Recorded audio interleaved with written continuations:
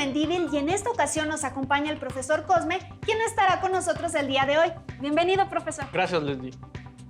¿Qué tal? Sean bienvenidas y bienvenidos a esta sesión llamada Modelando la Ciencia. Soy el profesor Cosme Antonio Fragoso Farías y les acompañaré en esta emisión. Viajemos juntos al sorprendente y maravilloso mundo de la física. El propósito de hoy es analizar los modelos científicos. No olviden tener a la mano su cuaderno, libro de texto y lápiz o pluma para que puedan anotar las preguntas que se mencionen, las ideas principales que identifiquen y las dudas que surjan a lo largo de la sesión. Después podrán consultar su libro de texto u otras fuentes confiables de información con las que profundicen más sobre lo que aquí se analice. Comencemos, maestro. Antes de entrar de lleno al tema de los modelos científicos y su importancia en el desarrollo de las ciencias, leamos este fragmento de la revista de divulgación Cómo ves, que publica la Universidad Nacional Autónoma de México. Hay quien dice que la ciencia no puede explicarse sin matemáticas. Dicho de otra manera, que solo puede entenderse qué es la ciencia cuando se entiende cómo logra resumir en ecuaciones matemáticas los resultados de años de estudio de la realidad y cómo a partir de esas ecuaciones tan abstractas genera nuevos conocimientos que se aplican al mundo real. Si lo pensamos bien, se trata de algo sorprendente. Se estudia un fenómeno, digamos el movimiento de los astros. Se construyen las ecuaciones que representan el comportamiento observado y luego, utilizando ya no un telescopio, sino únicamente las matemáticas, pueden predecirse fenómenos que no se habían observado antes. Claro que luego hay que comprobar la exactitud de esas predicciones. De hecho, así es como el astrónomo francés Le Verrier predijo la existencia y posición de Neptuno en 1846.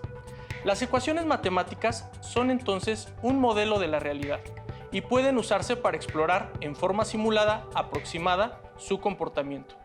Un poco en la misma forma en que un modelo a escala de un barco o un avión pueden utilizarse para explorar el comportamiento del vehículo real en condiciones controladas, en un túnel de viento o en un simulador de olas. Las simulaciones o modelos matemáticos en física han llegado a tener una gran complejidad. Actualmente, muchos de los descubrimientos en física subatómica, cosmología y otras ramas se hacen usando estos modelos y solo después se comprueban mediante experimentos. En otras ciencias como la química y especialmente la biología, las cosas no son tan sencillas. Es parte porque los sistemas que se estudian son mucho más complicados. Por ejemplo, una célula viva o un organismo y las ecuaciones para describirlos se complican demasiado. Ya existen, sin embargo, modelos que llegan a tener gran utilidad para entender y hasta predecir algunos fenómenos. La evolución de una población de organismos, por ejemplo, puede representarse matemáticamente. De esta manera, se ha llegado a predecir la forma en que podría comportarse. Por ejemplo, una epidemia. Pero no todos los modelos usados en ciencia tienen que ser necesariamente matemáticos. Algunos son más como maquetas, otros como conjuntos de conceptos sobre los que podemos pensar, sacar conclusiones y posteriormente realizar experimentos que las comprueben o refuten. Tenemos el gusto de que nos acompañe el profesor Jonathan Ibarra Coronel. Él es licenciado, maestro y candidato a doctor en Geografía por parte de la Universidad Nacional Autónoma de México. Ha recibido importantes reconocimientos por su trabajo académico en México y ha participado en estancias de investigación en Europa y América del Sur. Maestro Jonathan, bienvenido. Muchas gracias, profesor Cosme. Gracias, Leslie. Muchas gracias a todos. Es un gusto estar aquí con todos ustedes. Bienvenido, maestro. ¿Nos sentamos? Claro que sí. Gracias. Maestro, con base en su experiencia, háblenos por favor acerca de los modelos científicos. Claro que sí, Cosme. Para empezar, habría que definir qué es un modelo científico. Pues bien, de manera simple, se puede decir que los modelos son una representación de una pequeñísima parte de la realidad. Es decir, que de la complejidad del mundo que nos rodea, tomamos objetos, sistemas, procesos o fenómenos e intentamos explicarlos por medio de una abstracción que puede ser física, teórica, gráfica o simbólica, como por ejemplo los modelos del ADN o del sistema solar, que a escala nos ayudan a analizar, explicar o describir su funcionamiento de forma más entendible. Un ejemplo más claro son las maquetas hechas por los arquitectos, que proyectan la construcción de un edificio. Ellos, a través de ese modelo, pueden identificar cuál es la mejor forma y materiales para construir, tomando en cuenta el tipo de suelo, si es una zona sísmica, de inundación, o cuál es la orientación adecuada para tener una mejor iluminación. Muy interesante, maestro. Entonces los modelos deben ser algo muy importante para la ciencia. Exactamente. Los modelos son una especie de puente entre la teoría y la práctica. Por tanto, son uno de los principales instrumentos de la ciencia, ya que a partir de ellos se puede comprender un poco más de nuestro mundo. Con los modelos podemos encontrar errores y corregirlos. Por ejemplo, Ptolomeo, alrededor del año 100 de nuestra era, propuso el modelo geocéntrico para tratar de explicar el movimiento de los astros. Durante mucho tiempo la gente pensaba que el Sol y los planetas giraban alrededor de la Tierra. Hasta el año 1543, Copérnico propuso el modelo heliocéntrico, colocando en el centro del sistema solar al Sol y girando alrededor de él a los planetas. Tiempo después, Kepler encontró ciertos errores y logró perfeccionarlo al incluir órbitas elípticas en este modelo. Así, los modelos son perfectibles y modificables en función de las variables que se toman en cuenta y también de los nuevos descubrimientos. Astrónomos, filósofos y grandes pensadores de la historia fueron capaces de registrar sus observaciones por medio de alteraciones de modelos planetarios existentes, un sistema que hizo posible el progreso hacia la precisión y el entendimiento del sistema solar de la actualidad. ¿Qué ejemplos de modelos científicos nos puede dar con base a su experiencia y trabajo, maestro? Claro que sí, profesor Cosme. Bueno, como geógrafo estoy muy ligado al estudio y análisis del espacio. E irremediablemente en esta área del conocimiento es muy importante la forma en que se representa nuestro planeta Tierra. Mira, lo que tengo aquí en mis manos es un globo terráqueo. Y precisamente esto es un modelo, porque intenta representar al planeta Tierra a escala manejable y comprensible, respetando la forma esférica de nuestro mundo. Aquí se pueden hacer muchos análisis, sin embargo, tiene una complicación, su forma esférica. Es difícil de transportar. ¿Te imaginas, Cosme, para los alumnos llevar esto todos los días a la escuela? Bueno, creo que no cabría en su mochila, así que sería difícil llevarlo. Claro, por ello, una segunda forma de representar la Tierra es a través de los mapas, que por medio de una proyección cartográfica distorsionan el mundo para convertir la esfera en un plano.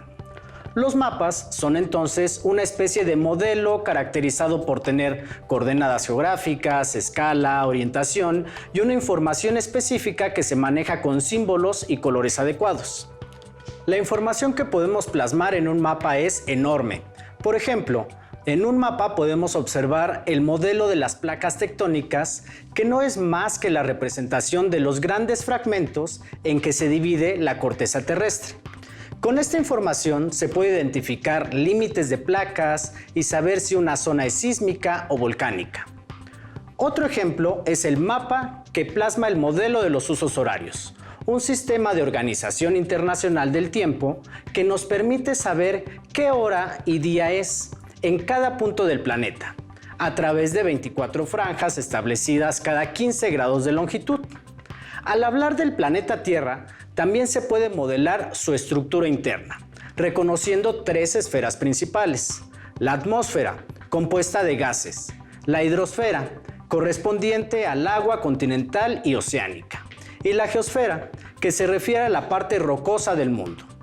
Incluso se puede modelar cada una de estas partes. Por ejemplo, el modelo de las capas internas de la geosfera, que muestra componentes y profundidad del núcleo, manto y corteza terrestres. Maestro, ¿existen otro tipo de modelos más abstractos? ¿Nos podría platicar un poco más de ellos? Claro que sí, Cosme. Mira, existen temas que requieren de una mayor abstracción de la realidad para poder representarse. Por ejemplo, el modelo aplicado por Walter Christaller en su teoría de los lugares centrales, que explica la distribución de las actividades económicas y la población en áreas urbanas, representado mediante hexágonos, o bien los modelos que intentan explicar la estructura y crecimiento de las ciudades, como el modelo de anillos concéntricos de sectores, de núcleos múltiples, o bien los modelos aplicados a ciudades latinoamericanas. Otro ejemplo son los modelos matemáticos, que a partir de ecuaciones o algoritmos muestran escenarios del pasado, presente o futuro mediante símbolos y reglas de dicha disciplina. La actual pandemia de COVID-19 nos muestra la importancia de estos modelos, ya que plantean posibles escenarios en función de la presencia de ciertas variables, como puede ser el uso del cubrebocas en espacios públicos o presencia de otras enfermedades como la diabetes, hipertensión u obesidad. Maestro Jonathan, todo esto es realmente interesante. Muchas gracias por tan detallada explicación. Quédese con nosotros para ampliar la comprensión del tema y veamos el siguiente video. Los científicos intentan comprender el mundo haciendo modelos de la realidad para racionalizar, explicar y predecir fenómenos. Los modelos son representaciones teóricas, gráficas o simbólicas de la idea que se tiene sobre las características de un objeto, proceso o fenómeno. Los modelos expresan una idea que puede representarse a través de esquemas, ecuaciones u objetos y permiten una mejor comprensión del fenómeno real al que representa.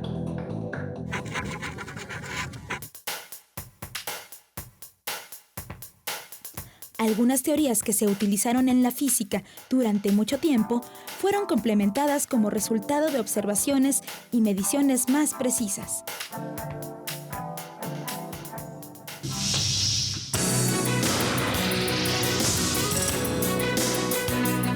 ¿Sabías que podemos hacer modelos del comportamiento de las ondas en el agua? En el Museo Universum de la Universidad Nacional Autónoma de México hay un modelo que representa cómo se comportan las ondas. Esto puede utilizarse, por ejemplo, para estudiar la generación de energía eléctrica a partir del movimiento de las olas. Con el uso de modelos, es mucho más fácil analizar y manipular el fenómeno que se quiere estudiar. Existen esencialmente dos tipos de modelos. Los modelos teóricos son un conjunto de ideas organizadas de forma coherente para explicar fenómenos. Un ejemplo de ellos es el modelo atómico de Bohr, cuya fórmula matemática describe la estructura interna de un átomo de hidrógeno. Y los modelos analógicos, que son representaciones que utilizan diagramas u objetos, como la animación que representa al modelo heliocéntrico del sistema solar, o una maqueta de las placas tectónicas de la Tierra. Veamos otro ejemplo. Podemos construir un modelo del ala de un avión. 1. Construyamos el ala con un pedazo de cartulina. 2. Atravesemos con 2 hilos los extremos del ala. 3. Sujetemos los hilos por las 2 puntas. 4. Pongamos a funcionar un ventilador cerca del ala y observemos cómo sube. En este ejemplo, vemos un modelo que nos ayuda a observar y analizar cómo el viento a cierta velocidad puede levantar un avión.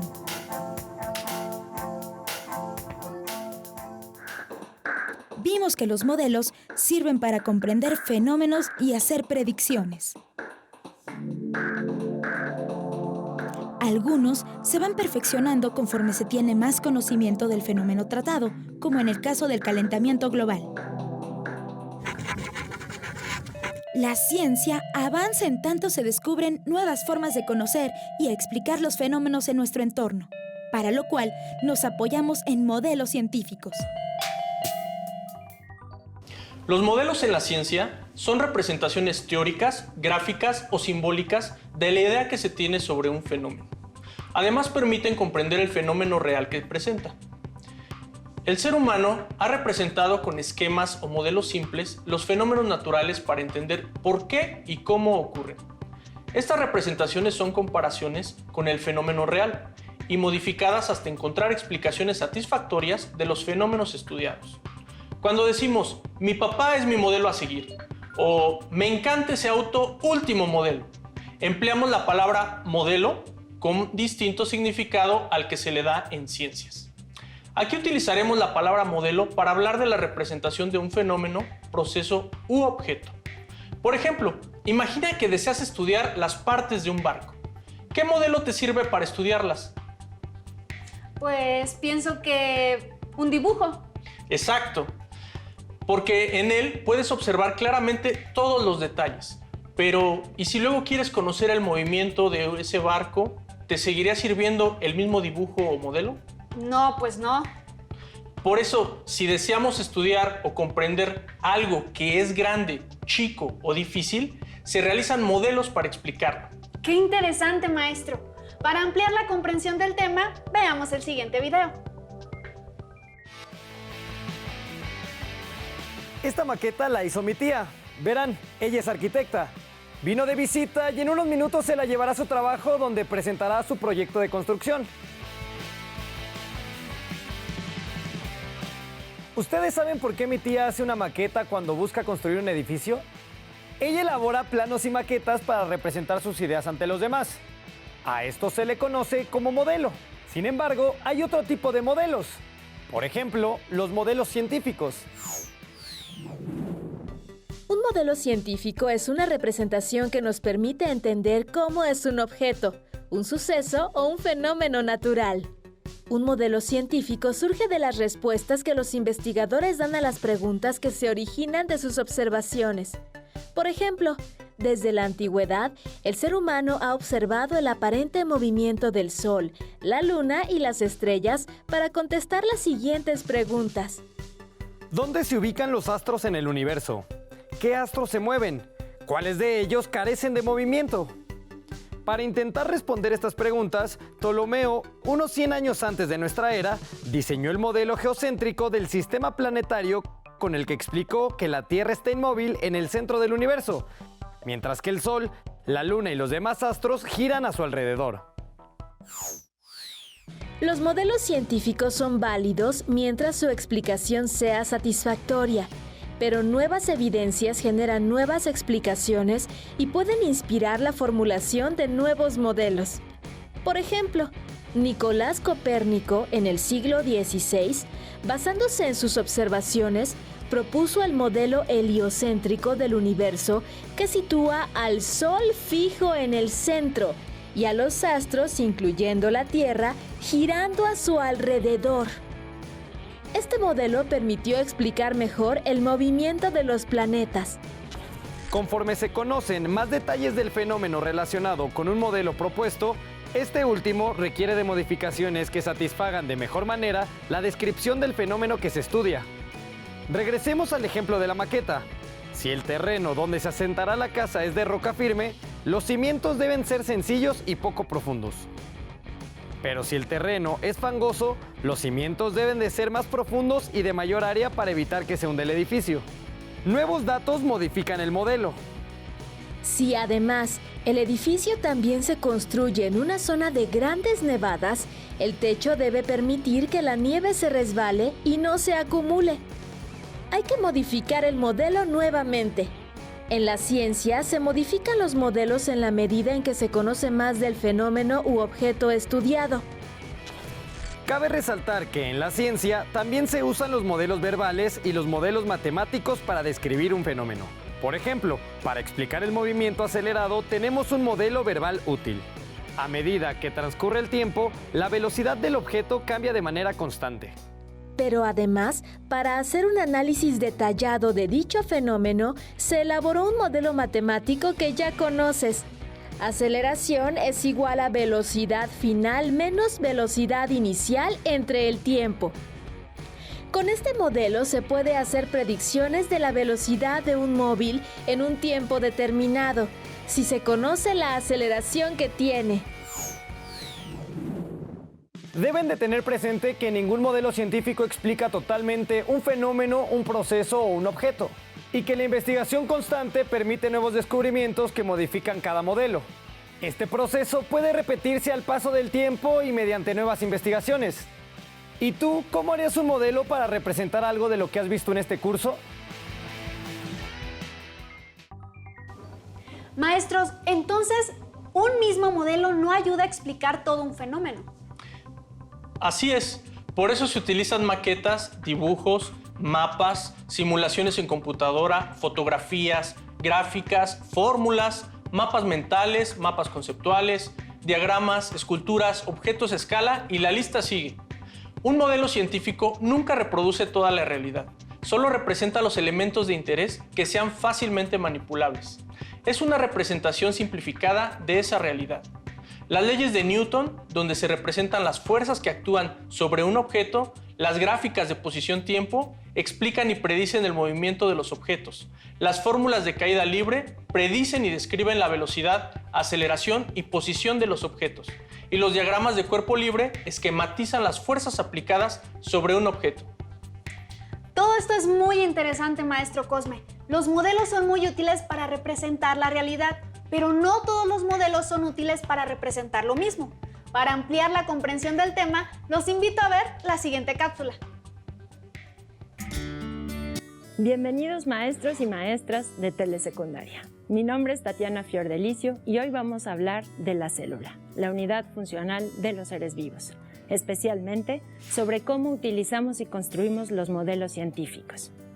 Para ello, tomé como ejemplo el contenido del bloque 2, Lazos de vida, de tu libro de texto. Como saben, los biólogos dedican su tiempo a explicar la vida y estudian el funcionamiento de los organismos con base en la célula, como unidad fundamental de esta vida. Hace 364 años, Robert Hooke describió las primeras células. Como ven en el microscopio descrito en su libro, es muy básico, así que lo que él pudo ver eran apenas unas celditas que corresponden a lo que ahora sabemos es la pared celular. En ese momento él no lo sabía. Años después, los primeros dibujos de bacterias fueron publicados en 1684 por Antoine van Leeuwenhoek, quien también hizo su propio microscopio. Él ya vio algunas cosas más complejas y las describió y dibujó. Sin embargo, no fue hasta hace muchos años después, a partir del desarrollo de nuevas herramientas, microscopios, formas de tinción, que los biólogos realmente pudimos ver qué había dentro de estas células. Así, los científicos pudimos plantearnos nuevas preguntas sobre los seres vivos. ¿Cómo hacemos para plasmar en un esquema o modelo todo lo que conocemos o que vemos? ¿Cómo le explicamos a nuestros alumnos en forma fácil y concreta este conocimiento? Bueno, por ejemplo, si yo les dijera, hagan un esquema de su localidad, de su pueblo, de su ciudad. Me dibujarían la plaza central, la iglesia, la tienda, el médico, algunas casas. Entonces, lo que hicieron fue un resumen de lo que sabemos, resaltando lo más importante y tomándolo como puntos de referencia para lo demás. Hay cosas que pueden cambiar. Por ejemplo, el doctor se puede mudar, pero seguro, la plaza central no, esa se queda ahí. Lo mismo pasa con los esquemas de la célula y con todos los esquemas. Por ejemplo, en la página de su libro tienen dos primeros esquemas, una célula eucarionte y una procarionte. Les muestran ahí tres características que son las diferencias fundamentales. Los esquemas hay que leerlos siguiendo las letras, así como las flechas, que indican en este caso que una célula lo tiene y las dos lo tienen. Por ejemplo, el núcleo solo lo tiene la eucarionte, la membrana y el citoplasma las dos. Los organelos solo están en la eucarionte. En el esquema siguiente nos muestran las diferencias entre la célula animal y vegetal. Y vemos que en una hay pared celular y en otra no. En una hay cloroplastos y en otra no. Ahora, quedémonos con estos esquemas. Si se fijan, el núcleo siempre es redondo. Eso es cierto, porque el núcleo en todas las células es como la plaza central. No cambia, es el centro de la célula, no se mueve del lugar. Luego, siempre cerca del núcleo se dibuja el retículo endoplásmico seguido del aparato de Golgi. Y esto en realidad puede no ser así, porque pueden estar por toda la célula. pero se dibuja así porque significa que las proteínas se producen con la información del núcleo, pasan al retículo, luego al Golgi, y al dibujarlos así se da un sentido de funcionalidad. Finalmente, ponen los cloroplastos y las mitocondrias, que son la maquinaria de hacer energía. Y después está la membrana, que si ven en el esquema, tiene hoyitos. Estos representan que la célula no está aislada, que se comunica con su entorno. ¿Y ven una diferencia en la célula vegetal? Sí, claro, es que la pared celular forma estos canales de comunicación. Bueno, entonces, el esquema de una célula, y yo diría cualquier esquema, es como un mapa de un pueblo, de una ciudad o de un país. Hay que verlos, encontrar las calles, los nombres, los colores y entender qué nos dicen. Y lo que nos dice será un resumen de los conocimientos de años de estudio. Con las técnicas actuales de animación, se están haciendo nuevos esquemas más dinámicos, más complejos, como se muestra en el ejemplo. Maestros, maestras, agradezco mucho su atención y espero que este video para maestros les ayude en su trabajo y en su día a día. Los invito a consultar el portal de Telesecundaria.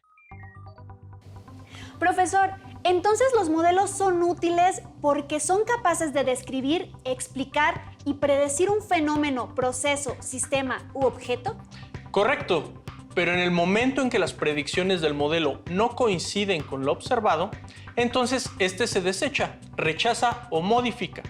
Por eso los modelos están en constante construcción y modificación, como cuando Galileo Galilei se opuso a la idea de que la Tierra no era el centro del universo. Ese modelo del sistema solar se rechazó y modificó, aunque este proceso llevó casi un siglo. Pero no solo los científicos realizan modelos. ¿Qué otro modelo se te ocurre? Ya sé. Un entrenador de fútbol americano realiza un modelo para explicarle a los jugadores mediante un dibujo los movimientos marcando con flechas que indican las jugadas y las estrategias a seguir. Muy bien. Para terminar, les invito a reunirse con su familia para reflexionar y darle respuesta a las siguientes preguntas.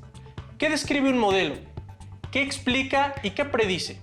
Si alguien les dijera que para hacer un modelo que explique cómo vuelan los aviones, es importante tener en cuenta el color que tendrá el avión, ¿qué le dirían? ¿Por qué es importante construir modelos? No olviden consultarse un libro de texto en el tema correspondiente para profundizar o resolver las dudas que surgieron a lo largo de esta sesión. Con todo lo visto, ahora ustedes pueden construir un modelo. ¿Cuál se les ocurre?